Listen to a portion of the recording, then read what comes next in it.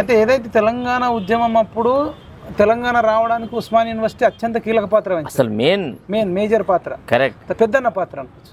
ఇక్కడ చదివిన వాళ్ళు కావచ్చు, ఇక్కడ చేసిన ఉద్యమాలు కావచ్చు అయింది. కరెక్ట్. మొన్న కూడా కేసీఆర్ను అసలు ఎవడు ఓడించలేడు.